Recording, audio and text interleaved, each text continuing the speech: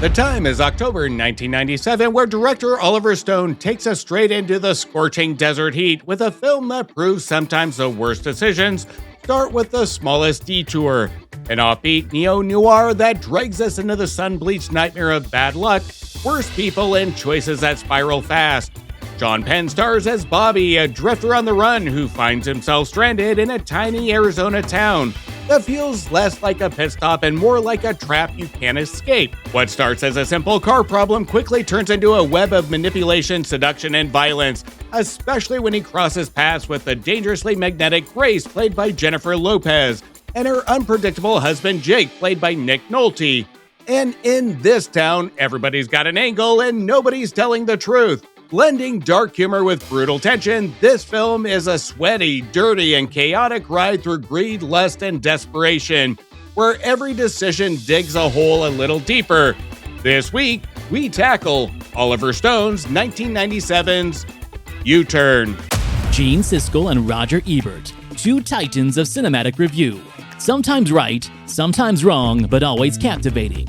Your hosts Antonio of the Cult-Worthy Cinema Podcast and Justin Henson of the Movie Wire are here to take you back to the balcony.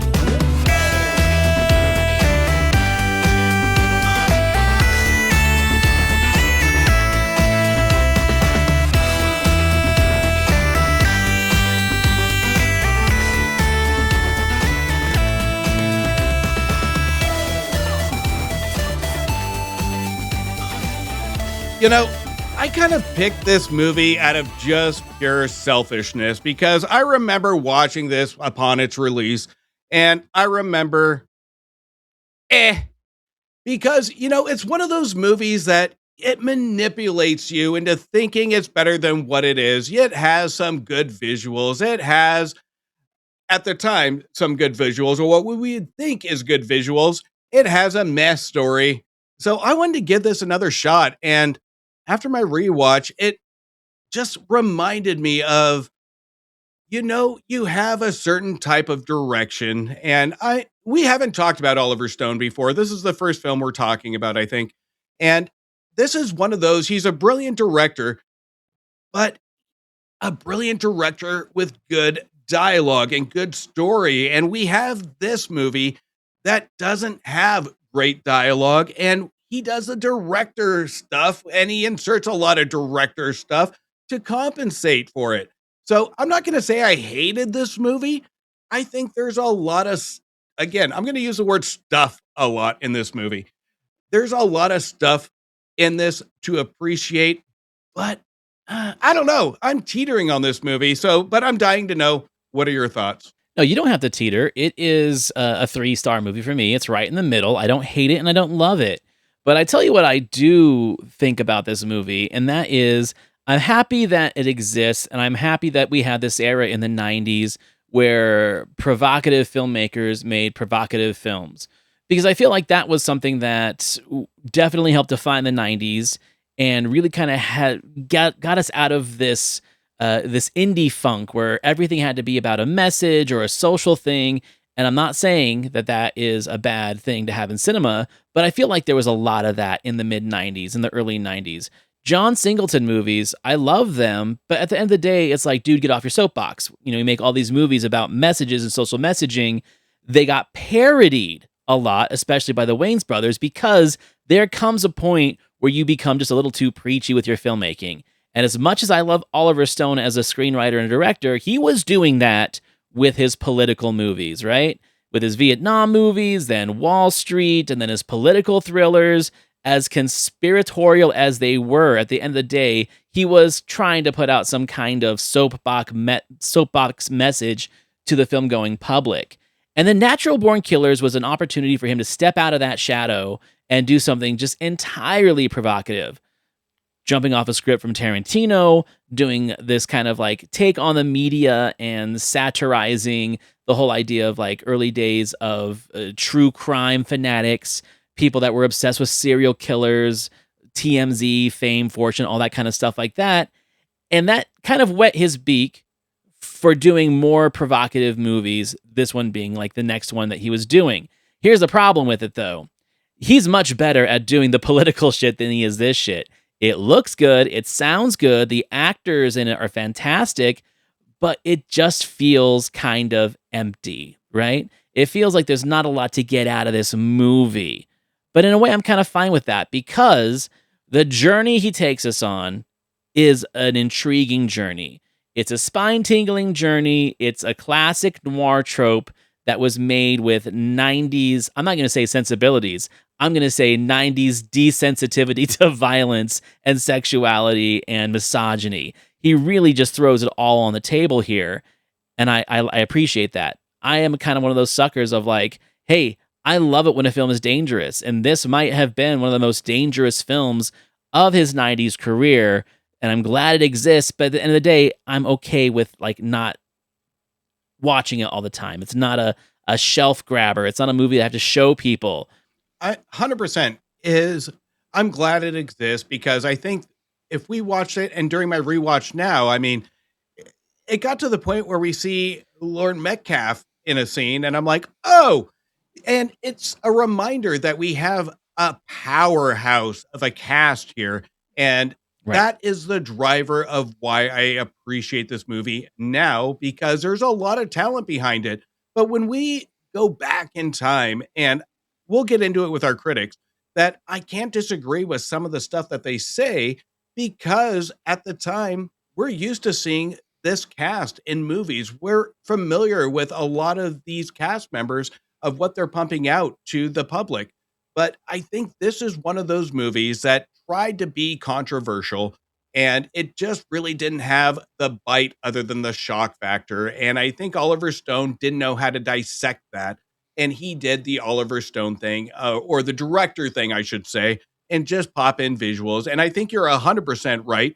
Stone was fantastic when it comes to an original script or kind of doing the political thing that he does and kind of presenting a story that way. But this one is just evidence that without a strong writer, and when we have John Ridley, the writer of this movie, this is his early days. This is very amateurish, where we have a basic concept here and we have very basic dialogue. We have a very basic story. We don't really know what to do with it other than Stone saying, I have an idea. Let's take this nitty gritty piece of it. Let's show some graphics in between the dialogue and then insert some filler. And it doesn't really work. It almost gets exhausting to a point where we get to the final act. I'm just like, I've seen this 4 times over. Can we move on to something interesting? Well, I appreciate the daringness to take, like you said, such a stereotypical concept. Like this is the kind of film noir that like the filmmakers like Edgar G. Ulmer and I'm even gonna say Billy Wilder to that point, they would have loved to make a film as dark and sadistic as this one back in the 40s and 50s, but they couldn't because of censorship, right? So this really takes all those tropes that we've seen dozens of times in movies like U-Turn and Double Indemnity and the Mickey Spillane novelizations and movies, but adding sexuality, violence, vulgarity, misogyny, and uncomfortable situations. So I really like that. But there's a reason why a lot of like film noir kind of died out and then came back and then died out and came back because how many ways can you tell the same story? You have to rely on that generation's audience to translate it in a different way.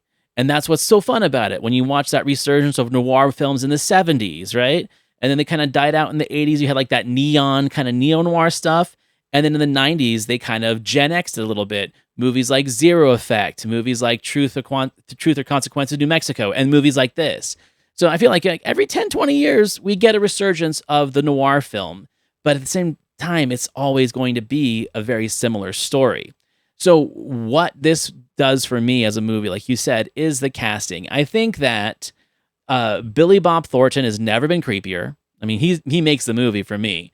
His character is Daryl running Harlan's auto shop is perfect. Sean Penn really does play the perfect, just kind of like down on his luck, anti-hero neo-noir guy, right? He essentially is the main character from Detour, which, like I said at the end of the last episode, one of my favorite road noir films.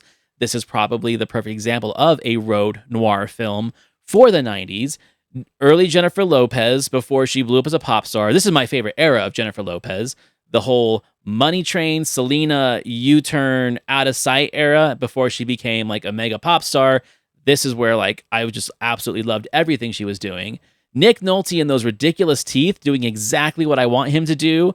I feel Powers Booth is underutilized. If you're gonna have a grisly character like Powers Booth in the movie, why isn't he facing off with Nick Nolte? Like those two should be screaming at each other the entire movie, but they don't really share a scene. That's kind of a drag. But then also things like Claire Danes popping up, young Joaquin Phoenix with TNT shaved in the back of his head. Characters like that is what makes this movie fun for me. It's like Scorsese's After Hours. Anyone can tell that story, a guy stuck in New York. It's the characters and the situations that we keep coming back for. And maybe that's my issue with the movie, is that the characters and the situations are actually so good and intriguing, but at the same time, the Oliver Stone flashiness of the movie kind of mutes that a little bit, right? Like it's hard to really recognize how quirky these people are when you're moving the camera and cutting every 2 seconds. That can be distracting and pull you out of it. So I think that might be one of my biggest complaints of the movie is let these characters breathe. Let these characters have some room to dominate the screen and not have your average cut be like a second and a half as he loves to do. I think that's where I'm sitting on this movie is like, slow down, Oliver Stone. I think it's not so much an Oliver Stone, but it's a written material. Oliver Stone is trying to make something out of this movie and out of the script. But I think you're 100% right, is you have a talented cast that's tempting the viewer to say, show me more. You almost want to have multiple stories from these characters and have them intersect by the end of it and have an outcome because they are such quirky characters. It's Nick Nolte, to me, I don't think he makes the movie. I think he's interesting. He's the added conflict and the outcome.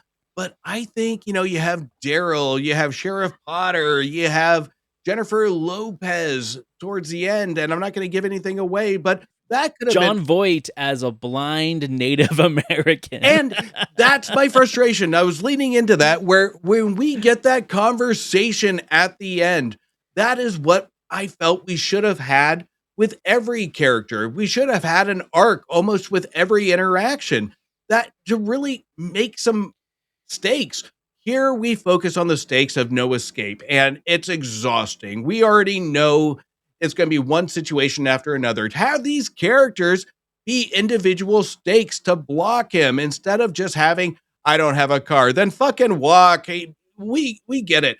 These characters add something of stakes, but we never explore it. So I think this movie could have been a masterpiece if we actually focus on the characters, because Ridley's script has the right direction. He has the right idea of having these quirky characters, but he doesn't go far enough. There's no bite to it. So that's my biggest issue with the movie is it really doesn't take any stakes in the stakes.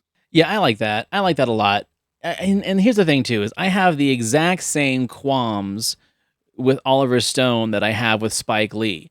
Like Spike Lee just wants to do so much with the camera and he wants to do so much with the editing and the score and the cinematography. He wants to show you he's a filmmaker.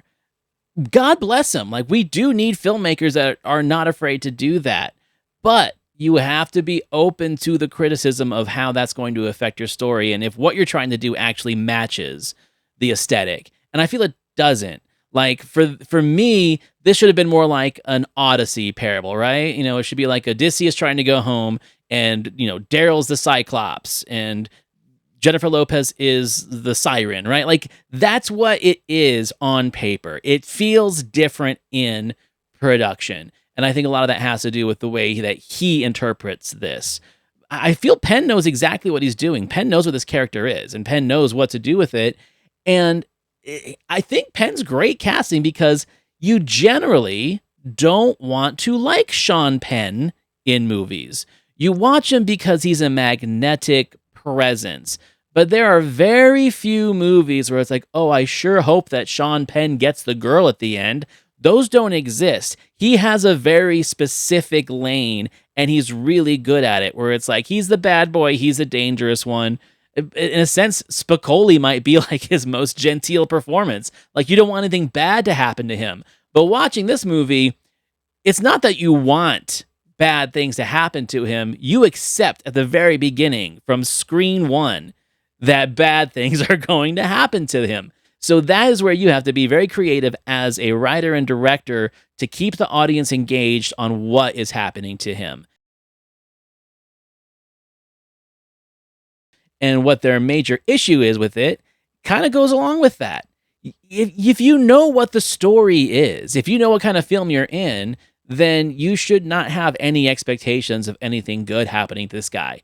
Essentially, you're going to be watching, quote unquote, a torture porn of him going through some terrible situations, and he's not going to have a good time. You know that from screen one. So I think that's when we get into those critiques. I might have some rebuttals to their thoughts, because it's like, you guys see hundreds of movies a year. You can't accept what this movie is from the very opening segment. You have to kind of go against it, but we'll get into that in a minute.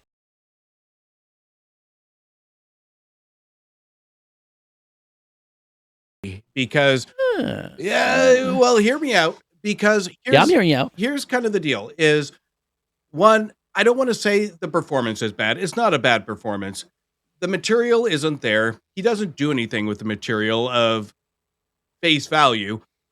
What we see is almost a montage of the pretty boy just going through a cycle of having stuff done to him. There's really nothing we can go back and forth with him to saying we like him, we don't like him. He's just very linear. It's everybody else outperforms him in this movie. And I cared more about Daryl than I did about Sean Penn, because Right. everything else is more interesting than Sean Penn here. And I don't want to blame Sean Penn's performance, because he doesn't really have anything to work with, but the performance doesn't really lean into anything that's edgy. We have some scenes that hint at his background, but it's not interesting. It doesn't go far enough. So I don't know. It's just from the get-go, it's not a well-written character, and it's a very safe performance. I think everybody else in this movie is more interesting than Sean Penn, and that may be intentional, because Sean Penn is treated more like a pretty boy prop than a story driver. And that's something I don't want to see from a main character trying to drive a movie that's getting the most screen time. I don't know. See, and that's my rebuttal to that, because I think that's exactly what it's supposed to be. If you think about After Hours, Griffin Dunn is the least interesting character of that movie. It's every character around him that's making his life hell that we pay attention to. On that same note, you could say the same thing about The Long Goodbye. You could say the same thing about Big Lebowski. Like, the dude is probably the most calm, chill character of the movie. But he's interesting. He's memorable. Yeah, but if you didn't have a Walter, if you didn't have a Donnie, if you didn't have a naked Julianne Moore flying towards the camera and all these quirky characters, the nihilist, that's what makes his character even more interesting. Because without all the crazy shit happening around him, he really is kind of a one-note guy. And that's what Sean Penn is. I feel for a movie like this, a story like this, I should say, because a novelization of it would probably be the very same way, is you don't want too much from this character, because the whole point is him to have his life kicked around by the most interesting people in the story. I'm going to go even bigger on this one. Luke Skywalker is the most boring part of Star Wars. Harry Potter is the most boring part of Harry Potter. There is something about a lead character in a film or a story that if he is not the main driving character that's only dealing with like one particular opposing force or one particular sidekick, then he should be the one that's kind of molded by everything around him. That's what part of the journey is. And I feel that's what this is. Sean Penn probably wasn't, I mean, you can tell in the story, he's not one that's ready to kill somebody for money until he absolutely has to. It wouldn't be as interesting if he was like a hitman on the run. He's like, oh yeah, I'll kill your wife, and I'll kill the husband, and I'll kill the clerk. Like, it doesn't work that way. So that's where, like, I'm going to be a little bit defensive on his performance. I think it's what it's supposed to be. And then if he did it any more or any less than what it is, then you run the risk of it being boring or it being overly flamboyant. And it's flamboyant enough as it is. I think because this was an adaptation from a book, and I think this was one that really did intend for this character to be kind of the wise guy showing more desperation at the end of his rope. And we don't get that. And again, I'm going to say it. It's not because of Penn's performance, it's because of the written material, the adaptation. It doesn't go far enough. Is we don't get enough out of this character to really say, I'm a wise guy. I'm down on my luck. He's just kind of at one scene. Even Penn just sighs to the camera. It's the scene where he gets pulled over by the sheriff and he's just like, eh. And it's a funny scene, but at the same time, we should have gotten more of that. We should have gotten more stakes to it. This character is not evolved enough. Either be a wise guy or give us some background to why we should be invested on or why we should care what this character is or what's happening to this character. So that is my biggest problem. And I want to go to Penn on the least interesting character, but again, it is a writing problem. This is an adaptation. You have an open book test. Write this character freaking accurate where we want to follow. We care about what happens. You know what? At the climax, when we see him falling down that cliff, I should have been, oh shit. But I was like him in the car being pulled over by the sheriff. Eh. Yeah. I see. And I just think like he is a literary punching bag. Like he was written to be a punching bag. The whole movie's about punching this guy. The whole movie is an analogy for like, hey, watch out with those small towns. It's like a Deliverance, right? Like it's a cautionary tale for wise guys, essentially. But yeah, so like I said, I'm not defending the movie. I'm just kind of saying that we are looking at it in two different ways. We both agree that the movie's probably right in the middle, right? But you're looking at it one way, I'm looking at it another. But the critics look at it in a way that I feel is not entirely fair or accurate. But what do I know? I'm not a critic. Here we go. Roger brought this to the show. Sean Penn plays Bobby, a man on the run who develops car trouble and finds himself stranded in a nightmare in U-Turn, the new film by Oliver Stone, who for once has abandoned his usual subject of politics and satire and is making a straight comic thriller. Now, watching this movie, a mystery grew in my mind, and the mystery was, why would a great director like Oliver Stone assemble such a good cast and go to such a lot of trouble to make a completely pointless, aimless, repetitive film? It's just a flat-out disappointment, and the good acting, and it is good acting, makes it even worse because it's a shame to see it wasted. Okay, so I'm going to push back on him on that for sure. Again, I have this same frustration with both of them at least every few episodes. Why don't you allow a filmmaker to grow? Why don't you allow a filmmaker to venture out from what he normally does? You know, and that's the thing. It's like, it's so hard to be a creator. It's so hard to be a storyteller, especially in the world of criticism, because at your best, it might not be good enough. And even if it's not your worst, it's not as good as your best. Like, you just can't win with these fucking people sometimes, right? And that's how I feel about this. He literally did like a double negative, where he's like, it's great to see Oliver Stone branch out from his usual political stuff, but why would he waste his time on a film like this? It's like, well, what do you want him to do? Like, answer that question, Roger. Like, what do you want him to make? If you think that all of his movies were so great, but you say it's nice to see him branch out a little bit, but you don't like the way he branched out, what do you want? That frustrates the shit out of me. I'm with you because, you know, I think Oliver Stone had an interesting career. I mean, he had a well balance of political to every other stuff. I mean, we go from Platoon, Wall Street, Born of the 4th of July, Doors, JFK, Natural Born Killers, Nixon, and then U-Turn. So I think they are focused so much on the really good pieces of work. I mean, if you were to look at Oliver Stone and just quiz somebody, you're probably going to get Natural Born Killers, JFK, Nixon, The Doors, just right out of the gates. I mean, I think his biggest recognition was when he focused on a lot of political movies, because Oliver Stone doesn't shy away from having a great cast. Right. He's always has a good cast. But saying what you're doing with this cast is a waste of breath. Because I think I'm with you. I think it's wrong for them to say he is branching out because he really isn't doing anything out of rhythm than what he's done in the past. He's always kind of had a balance to political, to music biopic, to whatever it may be. So there's a proper balance of I'll do this and then I'll do that. And this is the that. And I think it comes after a lot of success of his previous movies that they're like, this isn't the what we want from Oliver Stone. It sets the expectation for criticism. And I think I'm with you. It's absolutely the wrong direction for them to judge a director based on previous work if he wants to branch out. But this one is different than what he's done before. But at the same time, there are glimpses of Oliver Stone here that is very apparent that you shouldn't be shocked for. Right. And I think one of the main reasons why this movie is just kind of in the middle, a little flat for me, is that essentially every single Oliver Stone project before this one, it dealt around either real life people and real life political intrigue or an extremely interesting character. All of his Vietnam stuff's based on real people. JFK's based on real people. Nixon's based on real people.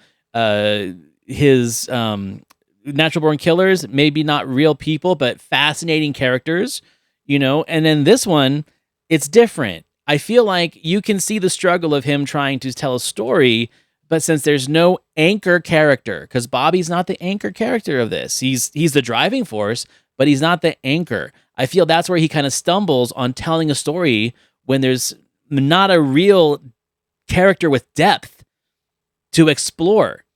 And that's the thing is like, there's no deeper character to explore than Jim Morrison and the Doors, right? That's a 2.5 hour movie about one dude, not even the band, one dude, and all the shit that he was doing to himself and to other people. And I feel that's Oliver Stone's main drive. He wrote Scarface. That's Tony Montana's movie. And you can feel it. This movie is so watered down in who's running the game. I mean, it's Bobby's movie, but there's like 30 minutes of character interaction with no Bobby. It's Grace, and it's Nick Nolte, and it's Powers Booth, and it's all the people around him, and then he shows up and gets fucked up again, right? Like, that's kind of what it is. So he's not the right type of filmmaker for this project, but doesn't mean that he fucked up. It's just not the right thing for him based on all the things he did before. But again, I can't blame him because he's branching out, and that's why I'm upset at those guys and their weird contradiction of critique. You can branch out, and again, there's nothing wrong with that. And I think he partnered with the right people because there's no doubt in my mind this movie doesn't look fantastic. Right. I mean, you look at Robert Richardson, the cinematographer.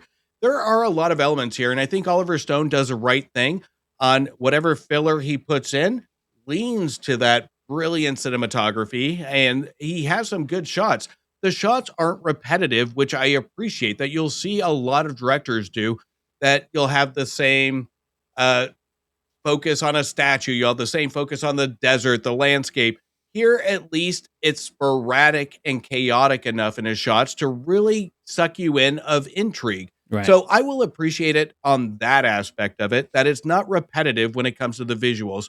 So I think Stone does a good job on knowing where his weaknesses are and partnering with those that can kind of put in that filler. And this movie does have a lot of directorial filler to kind of fill in the gaps, especially if you look at Penn's character.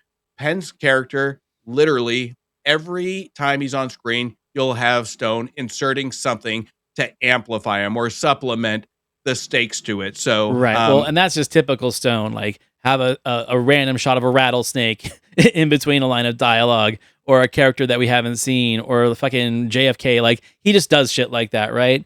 But you're right about Robert Richardson. There's a reason why Scorsese and Tarantino use him and why he's like one of the best working cinematographers, because he knows how to make an uninteresting movie seem interesting, right? It's not just the director. You have the cinematographer and the editor a lot to credit that for.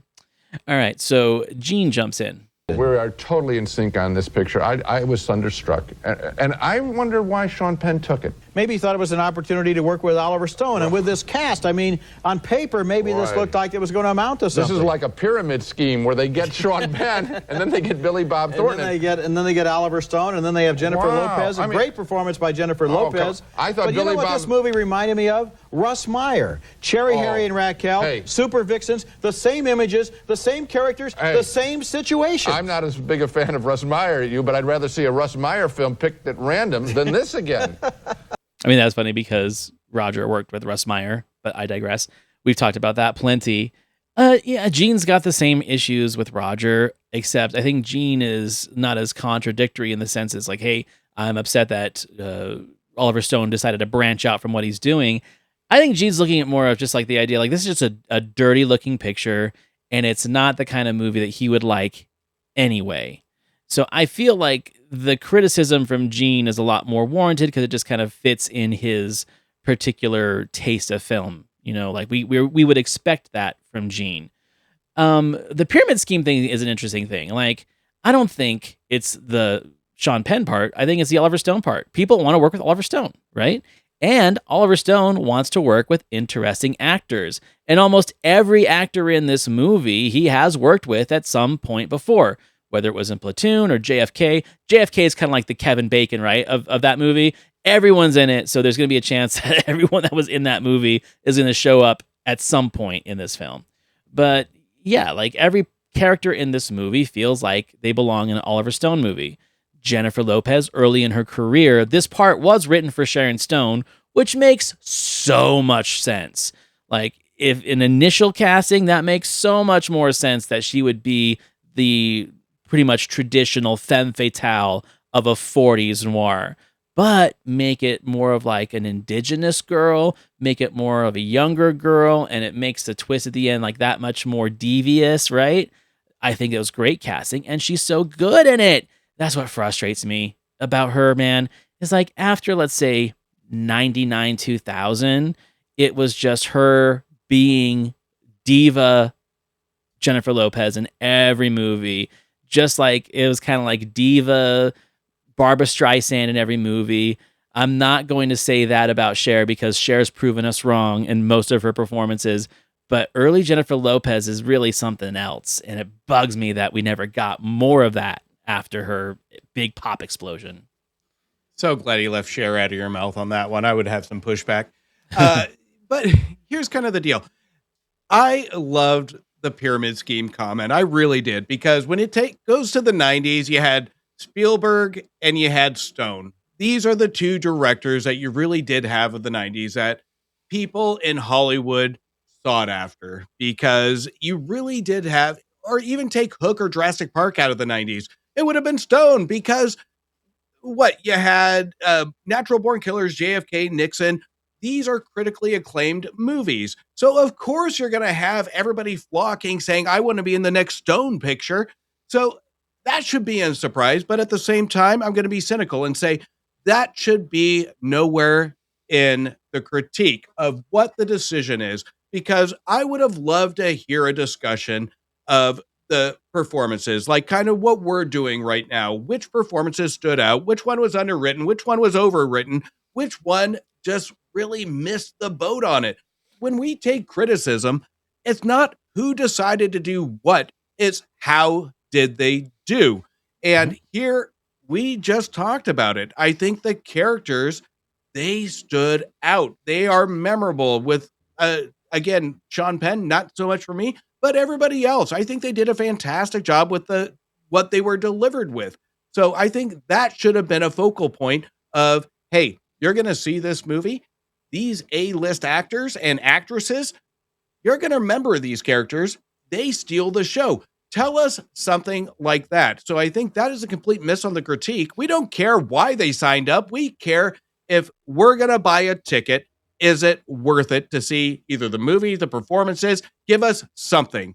And I think both of them miss it here. I agree. Now they finish off the conversation with this.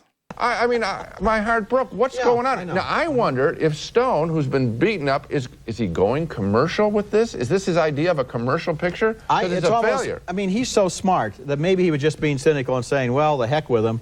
I'm just going to make a straight-out, no-holds-barred action thriller and show them, but it's a waste of time. It's a waste of time, and also his talent, because you can see a talented filmmaker in every shot, and the way the film is worked, literally. I mean, all you need here is for the movie to be about something, and you might have a hit. How about a screenplay? Yeah, I mean, I agree with the screenplay remark, but I don't feel the movie has to be about anything, because it's a road noir. It's a throwback to those movies of the 40s and 50s. And here's the thing about those films, like we said, you really can't get too creative with that concept, because there is an expectation that it needs to be a femme fatale. There needs to be a crime. There needs to be a persuasion of morality, where a person is going to do what they normally wouldn't do, but are convinced by money or sex or something.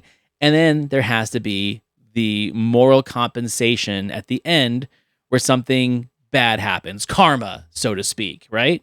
It's a classic trope with not a lot of redeeming qualities, and to me, that's almost every noir film ever made. And they've seen so many of them, I don't know why they're using that as a talking point, because it literally is the same blueprint and DNA of every noir film ever made. I watched one today that was essentially the same thing from like 1950, right? And it's practically the same story, just in a different time and a different place. So, yeah, that kind of frustrates me, where it's like, what are you going to say that, this can't be a good romantic comedy because the two got together at the end as the plane was taken off, right? We've seen it 1,000 times, but we expect it. I just feel like you're really struggling to make a point, and I'm kind of struggling to make a point right now. You're really struggling to make a point, saying that like a time and age proven genre isn't about something or isn't creative, because it is. It's exactly what it's supposed to be. And they've used that excuse before for other movies, but they choose not to use it for this one. Just say, I didn't really enjoy it. You don't have to be a storyteller or weave a tapestry of bullshit to convince me. Just say you didn't enjoy it, and I'll shake hands with you and say, yeah, I was kind of in the same boat, you know? I'm not going to agree or disagree on the last set of comments, because it reminded me, as they were speaking, of Very Bad Things, where at least you have that grittiness to it. You have the intent. You know where these characters are going to go. It's very dark. It's very gruesome. It's very ugly looking to an extent for the intent. But at least the screenplay knew the situations to be funny. Right. And I think that is where I think is the miss here, is there's a confusion of where the screenplay wants to take the viewer. We see Penn in some aspects, like I mentioned earlier, the cop car of the man. And we do have certain lines, but it's never leaned into. And I think that's where the miss was here, is you have a 50% more likely attempt to have a viewer like a movie if you can have 5 to 10 different lines to show what is trying to portray, whether that's comedy, whether that's thrills, whether that's action. Roger just spoke an action thriller. I wouldn't even define that as an action thriller here. I wouldn't define this as a thriller, because I was never thrilled.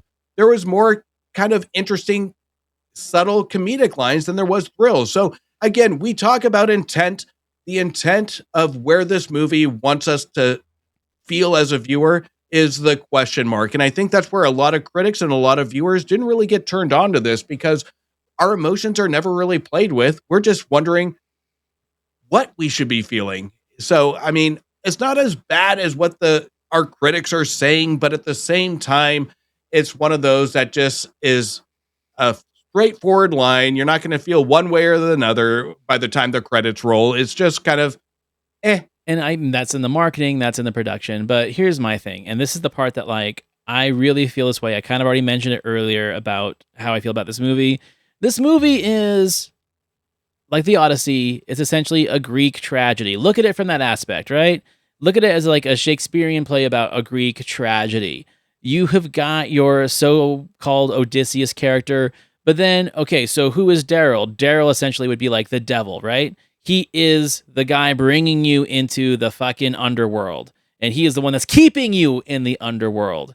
And at the same time, you have the temptress, you have the siren, you've got the blind sage There's a blind sage in this movie that brings the metaphysical nonsense of karma and buy me a soda. Like, do something nice for me and I'll do something nice in return. And if you fucking don't, bad things are going to happen.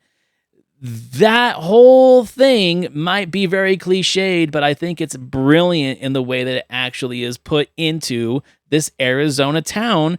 And I'm not saying I'm smarter than Siskel and Ebert, but they're not looking at this movie the right way. If they looked at it as like, oh my God, this is a neo-noir, sultry, sexy, and dirty Greek tragedy, they might have an entirely different opinion of it as it is, because that's what this movie is. And I feel like it got lost on them. That's my thing, is like, it's hard for me to give credibility to a critic when they don't see what, in my opinion, is the obvious answer of a movie.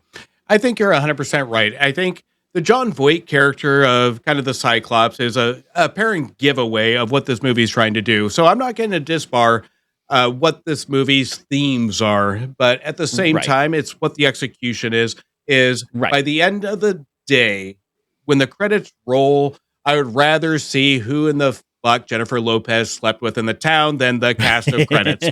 So to me, that was more interesting by the time we get to the climax than what the themes presented itself. But you're absolutely right. There are themes of kind of the Greek tragedy, Shakespearean themes. It's all there.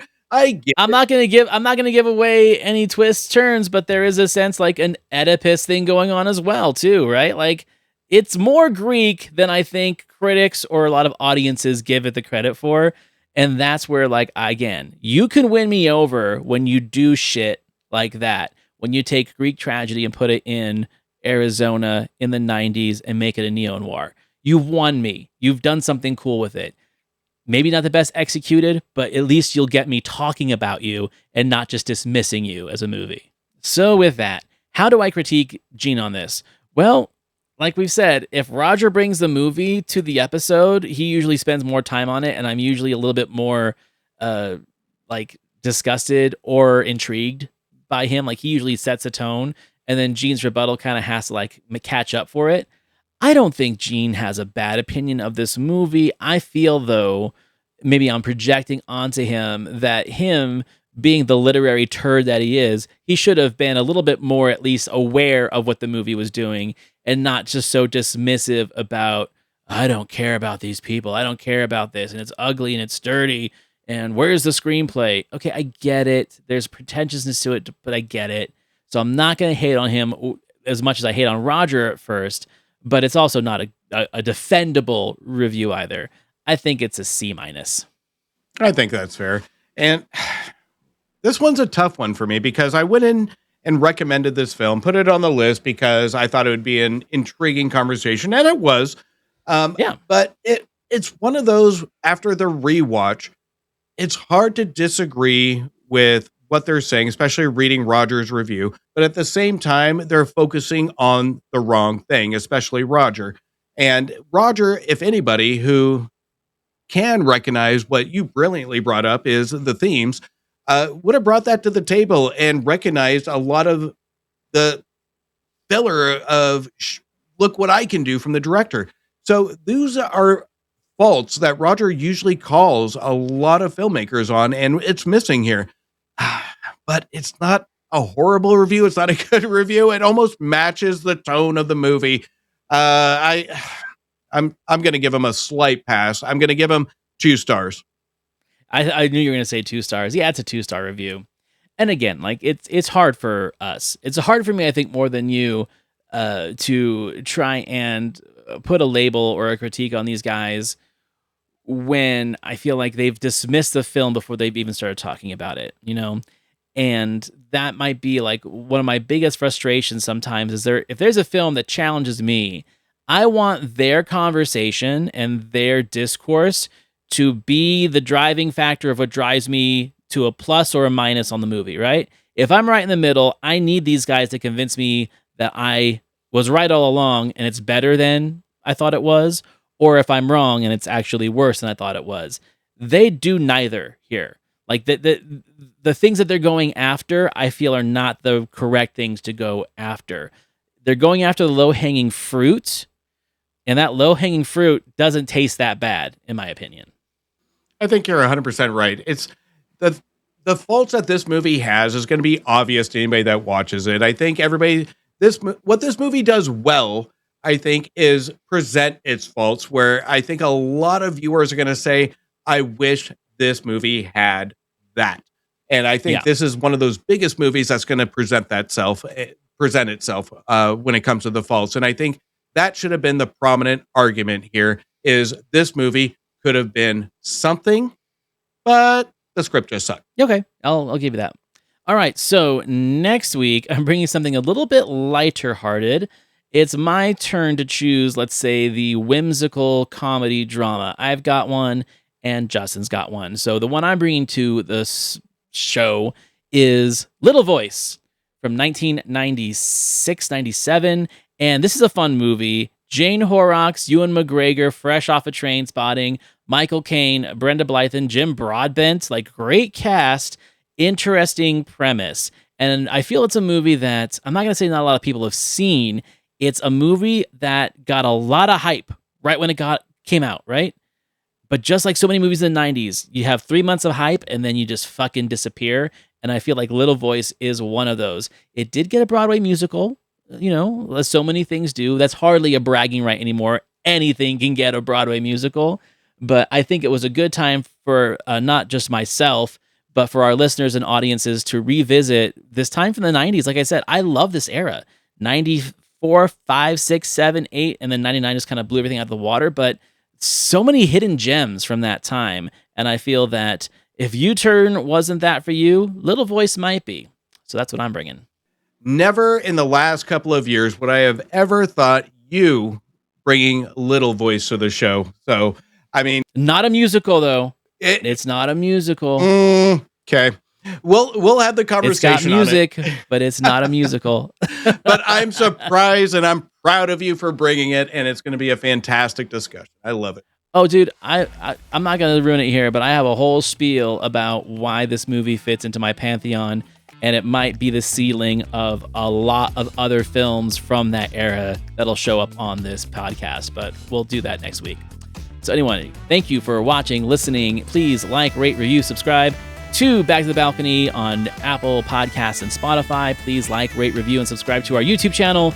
Leave comments, leave listener viewer requests. If there's a movie that you want us to cover, as long as Siskel and Ebert covered it on their show and we can find audio video clip of it online, then we will do it. You can find my other stuff at thecultworthy.com. You can find my co-host Justin Henson's podcast over at themoviewire.com. All right, thank you for listening, and we'll see you next week. See you next week.